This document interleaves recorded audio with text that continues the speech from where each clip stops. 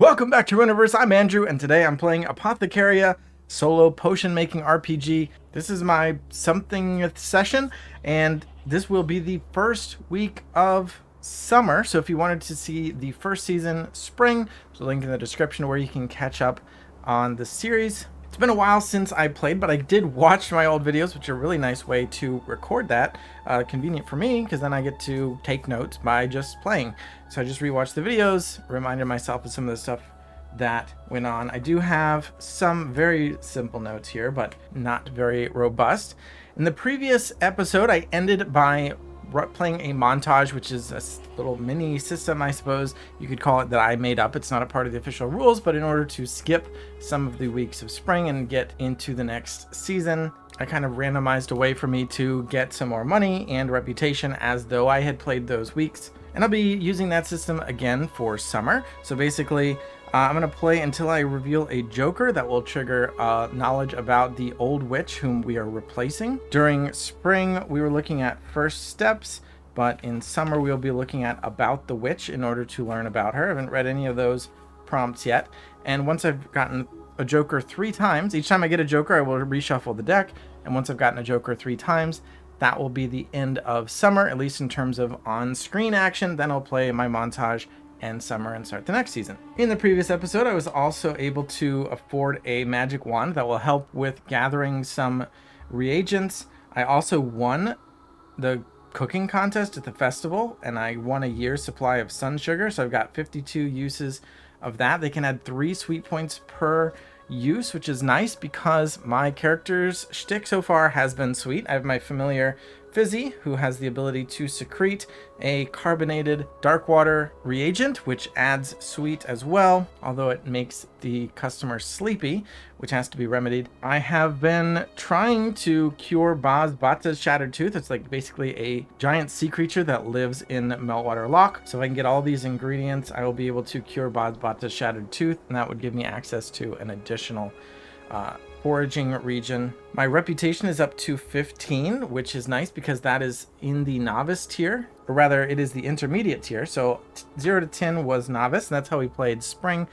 But now starting summer, I'm already midway through intermediate, 11 to 21 range there. 22 would hit advanced level, which means this week is going to be our first intermediate customer. Basically, depending on your level, you will have different people coming to you. So previously, novice ailments, people only came to us if they thought we could handle it, but now we will get more difficult ailments to cure here on the intermediate ailments page spread. So I've got some tea this already. It's heavy thunderstorm this evening, setting some background music for me at least. I don't know if you can hear it, but my tea is druid flavored. I never knew what a druid tasted like, so that was interesting to try. Honey Badger Games has some D&D themed tea flavors. Not sponsored, just tasty. I think it'll take me a bit to get back into the flow, but let's roll up our first ailment. So that's the first thing you need to do, is find out what your customer's problem is, and then if we want to, we can figure out who is our customer, who is the person with that ailment. So we don't need dice for that, we just need to flip a card. So I will flip a card. I got a 5 of clubs, so 5 is loss of experience. Mood 2, mood strength 2, and magic strength 2 with a timer of 4. That's a really short timer, so we don't have long to get the reagents we need for this. Mostly concerned for adventurers. The afflicted feels sluggish and morose, as if they have lost a measure of their essence and are no longer good at things they once were. Consequence, they get frustrated and smash up your house, lose an upgrade. Well, I do have a beehive. I think that counts as an upgrade. The wand is a tool. I don't think I can lose the wand. So yeah, if I fail to cure this customer, they will smash up my beehive. So that's a bummer. I've only got a timer of 4 to deal with that. Now, as for the customer, I've been rolling up most of them. I did choose to have a couple repeat customers. Actually, one time it was random, which was pretty fun. We got Prue the elf, came back a second time. And I'm actually going to use the concept here that this is an adventurer to say that this is also a repeat customer. I think Prue, I would consider them an adventurer, but we also had another customer that I would say was an adventurer. It was actually Thys the mercenary. Previously we cured him of Kludgy Mouth, and that was our first customer in spring. And I'm going to say that our first customer in summer is this again. He is back, this the mercenary. Maybe he transitioned from being a mercenary to an apprentice, or, I mean, honestly, a mercenary and apprentice, basically the same thing. I'm saying apprentice, sorry, adventurer. So this is back, and I'm going to have to research some reagents here. Mood and magic. Ooh, Fizzy's Dark Water actually cures magic, but it causes sleep. So if I can cure sleep instead of magic, I'm going to get some 3 extra sweet points. All right, I think our best bet is to go to Moonbreaker Mountain and try to find a Goat's Echo and an Innocent's Suffering. So Goat's Echo's got 2 potency here. In the mountain, it requires a 3 to find. It cures mood. Echo can be distilled for mood. If you're lucky, the goat will already be in a spot with an echo. If not, well, good luck. So we'll just need a 3 for that. Not bad. We do have the wand, so convenient. We also need a wand for an Innocent Suffering, and that also has a potency of 2, and that can deal with sleep, which is the one I'm looking for. The potency of 2 here doesn't matter, but the potency of 2 for mood was specifically required for this ailment. Innocent Suffering, this is one of those old school reagents that gave witches a bad name. Nowadays it's much more efficient and pleasant to just find a hiker with sore feet to collect it. However, this is a mountain foraging value of 9, so it's going to be a little riskier. Yeah, that's going to be curing sleep to deal with the dark water, because the dark water from Fizzy can deal with the magic problem, the magic part. Just as a recap, my familiar has the ability to generate 1 reagent. That reagent is dark water, and dark water adds 3 points of sweet. It can be added raw for cough, hot, and magic, but causes sleep. So that's why I'm wanting to cure sleep, but it cures the magic part. Okay. Oh, and just as a point of fact, I was considering going to Glimmerwood Grove. So I was like, oh, songberries are super easy to get. They just have a forest foraging value of 2, but +1 in summer, so that would make it a 3. Still quite easy. And they can be crushed for mood, but they've only got the potency of 1, and we need a 2 on the mood because of the 2 stars by mood here on loss of experience. Apologies if I'm being redundant, but I'm getting back into the swing of things, and maybe you are too, so a little extra explanation. And I'm going to flip a card to see if I get that mountain foraging value of 3. I get to travel to 1 location for no time for free, so that doesn't affect my timer to say that I'm going to the mountain. If I were to change to a different place, like if I was like, I want 1 thing from here and then 1 thing from here, again, traveling to the initial location is free. Traveling after that would cost me a time, and with only 4 time, I don't have much to waste, which is why I'm happy that these 2 are both here in the mountain. So I'm gonna flip a card. I need a 3, and I got a joker right off the bat. I'll take it. That means we're gonna be triggering knowledge about the witch right off the bat. But let's kind of juggle that. I still want to know what my foraging value is here. 10 will do it. So I have successfully found a Goat's Echo that will handle the mood. I have to resolve an event. I drew 10 of diamonds. So I'm going to go to the Moonbreaker Mountain events page and see what event got triggered. The rules say that when you draw a joker, that triggers learning about the witch. The rules don't really discuss whether how that handles, or how that plays into the fact that, well, I might have been looking for a reagent at the time. Do I still need to resolve that event, and so on. So I'm just going to say the joker triggers the witch thing, but I'm still going to play out everything else. And then the witch knowledge, I'm going to work into the story as we proceed with this foraging event. So Moonbreaker Mountain, 10. Shadow suddenly falls across you as a wild griffin dives for you. How do you escape the hungry beast? Lose 2 foraging points. So if this 10 had been less than the 3, which was the foraging value I needed for the reagent I was looking for, I would have gained 1 foraging point, and I would have lost 1 time, and then I could try again. And if this number ticked up to the foraging value I was looking for, then I find it even if the card doesn't agree with me. So this Gryphon attack is causing me to lose the foraging points, but I don't have any because I got it on the first try. I will be losing a time, so I'll go ahead and count that down to 3. And so we're getting attacked by a Gryphon, but we're also learning about the witch. So let's see what we're learning and work this all in together. to a cohesive event. This is also going to be a card draw. On the About the Witch page, I got a king. As you find the details of one of the witch's family members, what was their relation? Did they get on? If you can contact them, they don't know anything about the disappearance. All right, I'll have Fizzy hold my place here. How does the Gryphon attack help me learn about a family member? So the first thing that comes to mind is that the family member has been turned into a Gryphon, but maybe of their own accord. I mean, we've already seen a theme of animal transformations in this game so far, and that might be because of the setting itself, and it might also very well be because I personally am a big fan of animal transformations. So we have a sport where witches turn themselves into frogs and hop around.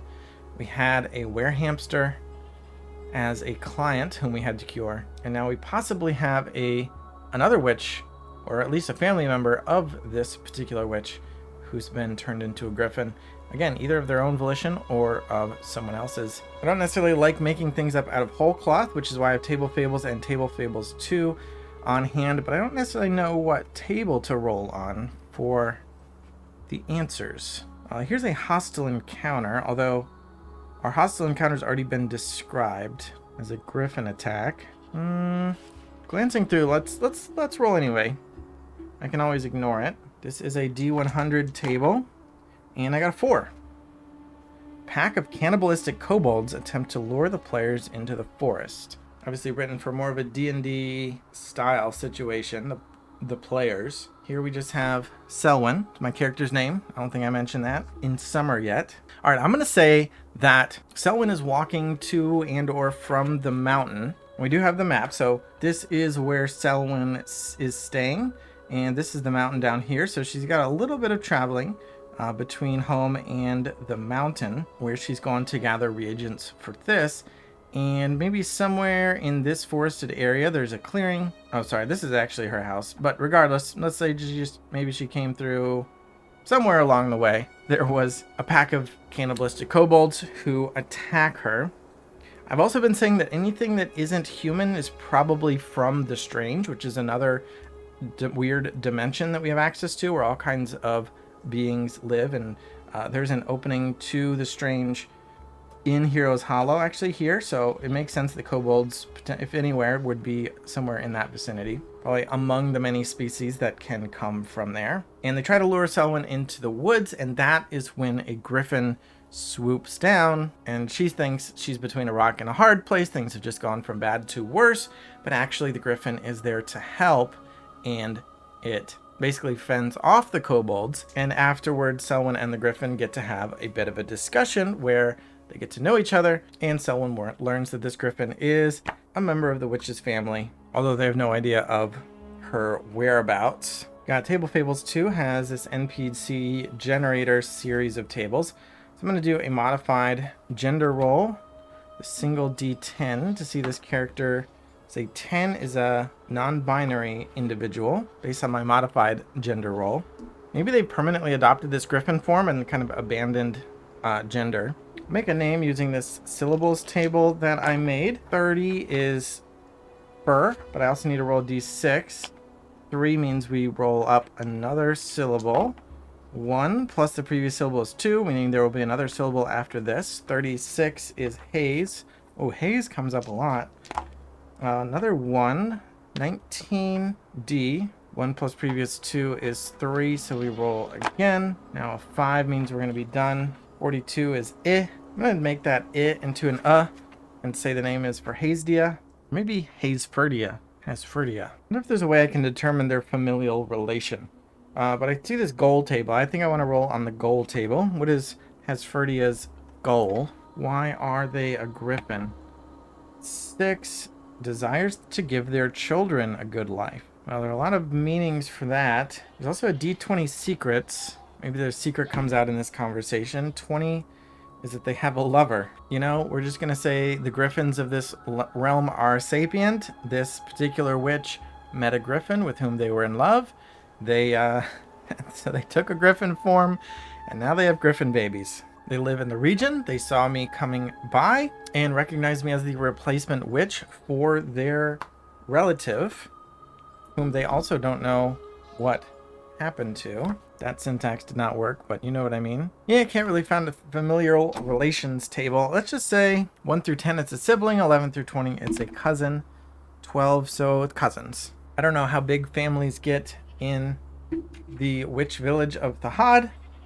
Maybe they're pretty small, so maybe cousin was close to a sibling for them. Asperdia, the Gryphon parent, previously a witch, or a human witch, and cousin to the old witch. And that's already our first clue of summer. So having drawn a joker, I'm going to go ahead and reshuffle the deck. So both jokers are equally mixed back in and potential to be redrawn. If I draw it like too soon, I will probably just hand wave it and shuffle it back in. But my intention for the system was, as much as I do like it, I feel like playing 52 weeks is a bit much for me. I would like to play the story to its conclusion in a more reasonable amount of time. And rather than cram it all into a smaller number of weeks, I like the idea of the montage that at least the story is taking place over the course of a year. All right, so 1 region town and 1 to go.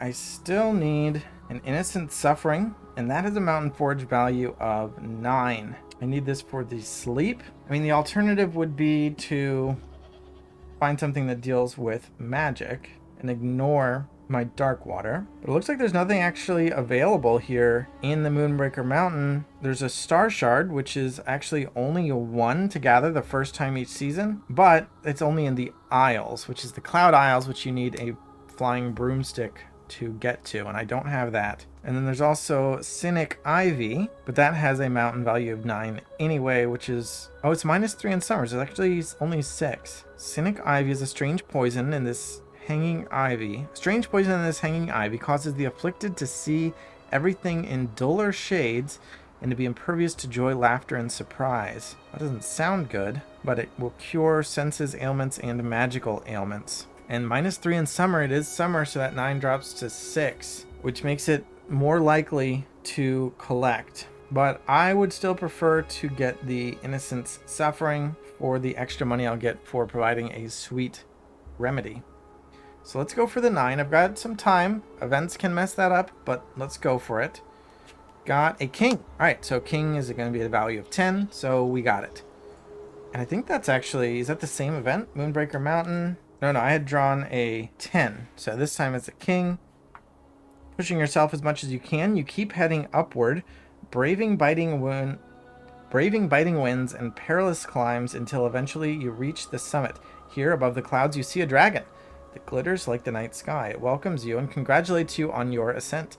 As a reward, it gives you a piece of moonstone and tells you the story of a constellation. Draw the constellation and write what you can remember. A piece of moonstone. What does that do? Moonstone is a piece of crystal that many say comes from the surface of the moon. Given to you by a star dragon, this crystal can be used to purify any potion, removing all poison tags from it. Moonstones are not infinite, however. Draw the crystal on a piece of paper and split it into 4 segments. Whenever you use the moonstone, color one of the segments. When it is fully colored, it can no longer be used unless you can find some way to purify the stone itself. I'm going to draw this into my inventory. Moonstone. Maybe it looks geometric like this. And each of these 4 segments can be one of the 4 uses. Put that away. This is interesting. So, Table of Fables 2, history and natural disasters. So maybe it's some history mixed with a natural disaster. It's going to be this story of this constellation. Got a 20. Cultural development. The country experienced a time of dramatic cultural growth, but natural disaster. 10. A drought. Also a tarot card draw. First book. I feel like tarot is generally vague enough. It can be a catch-all for whatever situation you find yourself in. So D20 table. 19 is the sun. Depicts a golden sun. Often indicates improvement, feeling of freedom, lift of responsibility, joy, and self-expression. And suns also cause drought. So a lot of that description matches with the cultural boom that was described. And then the sun can also cause drought. So I haven't gone into the astrology of this world at all. or astronomy. We don't know what celestial bodies exist. Generally assume there's a sun and a moon because that's what I'm used to. But what if a second sun rose some amount of time ago? Maybe this world has two suns. Maybe there's like the normal sun and then there's a second sun. At least that's what they call it. Maybe it's not actually a sun. Maybe it's some other celestial body as we would understand it. But they call it their second sun. And maybe it's smaller, but when it's there, or when it's, when it arrived, it caused drastic changes to the weather. So this dragon is telling the story of this second sun's arrival that brought with it powerful cultural growth and boom, and maybe it caused some of these ecological disruptions. It caused drought because it was an extra heat source, but it also inspired humanity to come together, and maybe that's where the civilization first arose at the dawn of this second sun. So when people had to really learn to work together more than ever, and they started coming together to survive. The world has since then kind of found a balance, so we're not in perpetual drought. Or maybe the world doesn't have a second sun, because the story is also supposed to be about a constellation. Maybe it's a particular constellation that has a particular bright star, and then the stories are that this star kind of lowered down to, kind of rose in the sky and became a second sun for a time, and that happens sometimes. So whenever you look up and you see this constellation, you also see kind of a warning that at some point this second sun is going to return. And in the past, it has brought cultural improvements, but it can also bring ecological disaster. What does this look like? Well, the fact that we're talking to a dragon, I don't know what shape to make the star. I'm going to stick with the fact that this star is particularly bright, so I drew a little star. And the other constellations, let's say these are dots, and people call this this is the dragon of the second sun constellation. You got these two stars are its wings, a star for its tail, a star for its body, claws, and then the big star is the head. That's my gorgeous dragon constellation drawing. We established a bit more of the world lore, and internally I'm also wondering if this second star has anything to do with the strange. I don't know how necessarily they would be connected, but I like the idea that there is a cohesive backstory to the world rather than like a bunch of random things. So I'm gonna, as much as possible, I will try to pull things together. But that was also my second reagent of 2 that I needed. Well, if you count the dark water, that's 3. So that's 3 reagents that are going to go into it. Actually, if we add the sun sugar, that is a 4th reagent technically, and some honey from our beehive, that is a 5th one. So let's mark off one of our uses in summer for the hive. You can use it 4 times per season. 1 use of sun sugar, although we got a year's supply, so that's 52 uses. I don't see us running out of sun sugar ever. But now I have to tally up the sweet. The hive adds 1, sun sugar adds 3, dark water adds 3, that's 7. Every point of sweet increases the reward by 4 silver, and being intermediate, I get 30 silver per ailment cured rather than the previous 20 at the novice rank. So 7 times 4 is 28 plus 30, that's 58 silver for 1 ailment. 50, 55, 56, 57, 58. That's 299 I've got. So this, the adventurer, the now adventurer, has been cured of loss of experience, which means he's not going to destroy our beehive, which is nice. And as our first customer, that was before we kind of figured out that we were going to have this sweet theme, and now we just made the sweetest remedy we've ever made. So hopefully we made a new friend that way. Hopefully he can afford that price. What can I get with 299? A broom costs 100 if I want to be able to fly to the Cloud Isles, and the coracle lets me navigate the Blastfire Bog for 70. I wonder if just investing in those, kind of having access to everywhere, is good. It's worth it. It's not quite everywhere, but I already have the strange. I don't have access to the Dreamwater Depths until I cure Vazbata. So I'm 1 short of 300 to buy a paddock. Each paddock comes with a shelter and food trough. Choose 2 animal reagents, foraging value 8 or lower.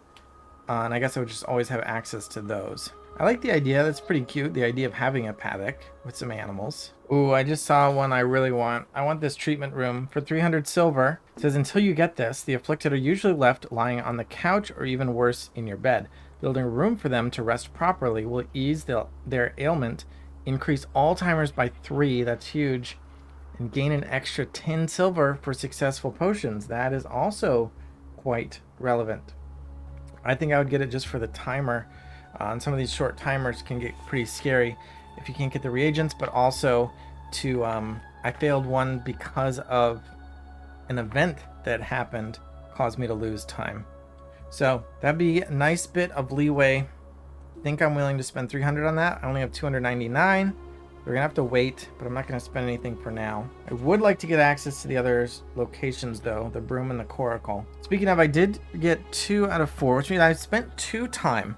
And the rules are a bit wonky in my opinion on how to handle the rest of the week. Theoretically, there is a total of 13 time for the week. Not sure how that was calculated, but I like to spend the rest of the time hunting down reagents to try to cure Bazbata's shattered tooth. I felt pretty rushed, but I actually got the job done in just 2 time. See, what were the reagents I was using? I need to cure teeth and a potency 2 infection. Milkstone at the mountain has a mountain value of 1, so that's super easy. I was already at the mountain. I'm gonna say I'm spending a time to go back home, actually brew the potion and cure this. But that still leaves me with 10 more to spend the rest of the week just hunting down more reagents. And now that I have a magic wand, the milkstone was not available to me before, but with a wand it is available, and that can cure teeth issues. So I'm gonna try to find milkstone. All I need are 1s, which means technically I'll succeed every time. I like to treat this rest of the week portion as a montage. I'm not going to resolve events for this, and because it's only a 1, that means it's guaranteed to find it. I'm not even going to flip the cards. The only thing that would be doing is giving me the chance to hit another joker. Yeah, so I'm just going to say, I mean, I've got 10 time. I need 1, 2, 3, 4. I'm already fudging the rules, so I don't want to push it too far. Let's just say I get the rest of the teeth reagents I need, and we'll call it a week there. We'll go back out and look for curing the infection next time. If I were actually playing it all out and resolving the encounters for each one, some of them wouldn't make you lose time, and who knows what could happen. And I could be actually storing those extra reagents in my inventory, but I currently have a crow coal because that was a reagent I collected and then ran out of time and was unable to brew the potion for my client. So I just stored that 1 reagent, but normally I'm not storing them. So now my recording time just hit over an hour. I'm sure with editing we are less than an hour. Not thrilled only doing 1 customer, but I'm not confident I could do a second customer in a timely and also satisfying way. Well, we did learn about the witch, so that's a milestone anyway at the very least. Also, I forgot to gain my 1 reputation for 1 happy customer. So we're at 16 now. So that'll be it for today. We got to see this again. We met a dragon. We met a Gryphon witch named Hasferdia and learned some more about the world and how many suns it has. So stay tuned for next time for week 2 of summer. Thanks for watching. Thanks for subscribing, and bye.